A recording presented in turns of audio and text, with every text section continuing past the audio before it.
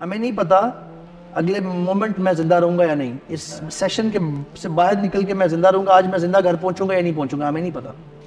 ہمارے پاس صرف اس وقت تک ٹائم ہے جب تک جو کرنٹ پریزنٹ گھڑی چل رہی ہے، اور اگر اللہ کی توفیق سے ہم نے اس وقت بھی توبہ کر لی نا اور اللہ نے قبول فرما لی تو ہمارا بیڑا پار ہو سکتا ہے.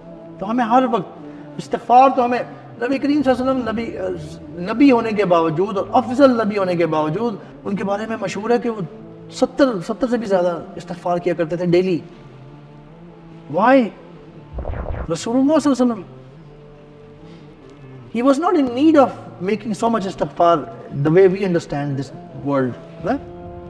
وہ تو معصوم عن الخطا ہے، اور اتنا قیام کرنا، اللہ کی عبادت، اتنا اللہ کا تقوی رکھنے والے نبی کریم صلی اللہ علیہ وسلم کو کیا ضرورت تھی دن میں 70؟ اور 70 نا بردرز عربی میں ایگزیکٹ اس کا مطلب ضروری نہیں ہوتا کہ 70 ہی ہو، یہ ہوتا ہے بہت زیادہ. جیسے بندہ کہتا ہے میں نے تمہیں 100 دفعہ یہ کہا ہے، اس کا مطلب یہ نہیں ہوتا کہ اسے 100 ہی دفعہ کہا ہے. 70 سے مراد بہت زیادہ استغفار کیا کرتے تھے. 100 دفعہ کا بھی ذکر آیا بائی دا وے نبی کریم صلی اللہ علیہ وسلم کا. اگر ہمارے نبی صلی اللہ علیہ وسلم جو حکمت کے ایک اعلیٰ مقام پہ تھے نا، وہ یہ سمجھ پاتے تھے کہ نا میں انسان ہوں، وہ تو اپنے آپ کو بشر سمجھتے تھے نا، اور میں اللہ کا بندہ ہوں، میں اللہ کا شکر گزار بندہ بننا چاہتا ہوں، تو وہ یہ شاید سمجھ پاتے تھے کہ بشر ہونے کے ناطے نا ہم سے کوئی نہ کوئی اللہ کا حق نہیں ہم پوری طرح سے ادا کر پاتے. ہم سے کوئی نہ کوئی غلطی ہو ہی جاتی ہے، اور اللہ اتنا ڈیزرو کرتے ہیں کہ ہم اللہ سے معافی مانگیں. سوری جیسے بندہ نہیں کہتا، احتراماً بھی کہتا ہے، کبھی کبھی آپ نے کچھ نہیں بھی کیا ہوتا پھر بھی آپ معاف کیجئے گا یوں کہتے ہیں.